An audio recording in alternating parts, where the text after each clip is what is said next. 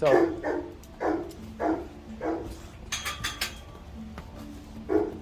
hey. So with multiple dogs, hey, stop. Sue, hey, stop.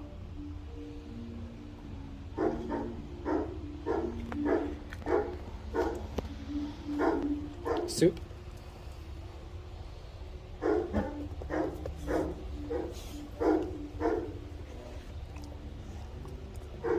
Hey, stop.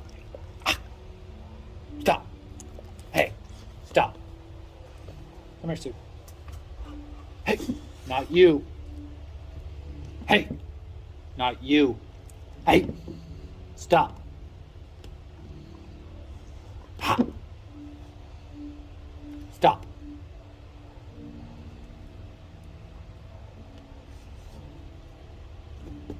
They're jealous. Come on, Sue.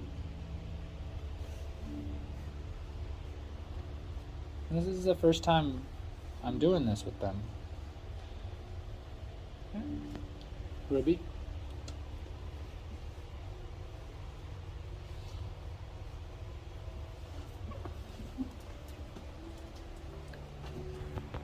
Ruby gets jealous.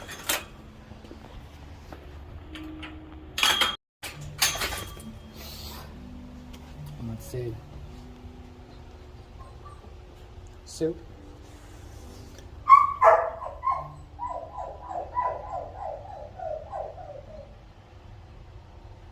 Ruby.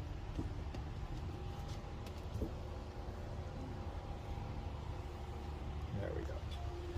So they learn, and it gets better. And the thing is that people will think that, oh, Scott's being mean to Ruby. All Ruby wants is some love. And I get it. I understand that perspective. But what you don't understand is the number one reason dogs are getting in altercations in the home are jealousy, competition issues, and this is one of the main things that they compete and fight over and are jealous of. No, you shouldn't be getting the affection, I should.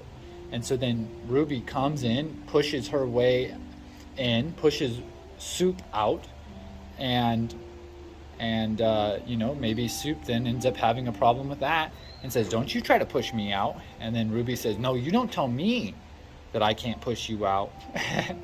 And this is where that altercation can start. Not saying that that will take place with these two, but I know Ruby is jealous. I've seen it with volunteers. I've seen her correct other dogs for approaching the volunteer that she was being possessive of.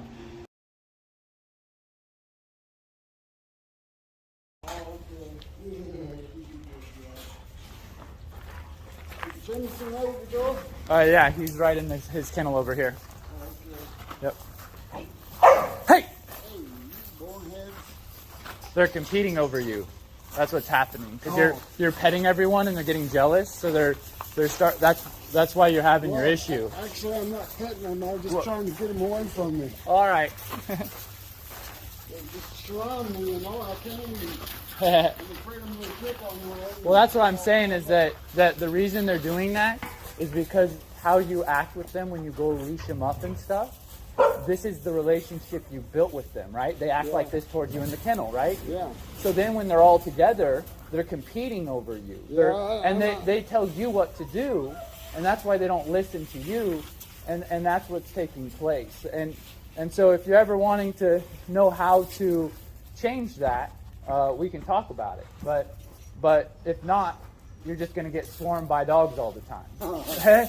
So it's up to you on how you want to approach, but I'm just here in case they start to try to fight over you. Yeah. Yeah, that's fine. Yeah, no rush. So there's a method, there's a reason behind this stuff. And I feel that people aren't taking the time to actually understand it. They're just getting caught up in their feelings and jumping to conclusions and not actually looking at this and experiencing it. So